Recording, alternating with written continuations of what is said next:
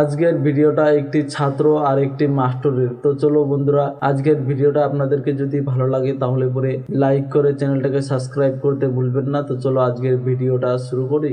এক মেয়ে এসএসসি পরীক্ষা দিতে গিয়েছে, কিন্তু সেই মেয়েটি সারা বছর কোনো লেখাপড়া করে নাই। নকলের ভরসায় সারা বছর মোবাইল টিপেই কাটিয়ে দিয়েছে। এখন পরীক্ষা দেওয়ার জন্য হলে ঢুকে দেখে সর্বনাশ।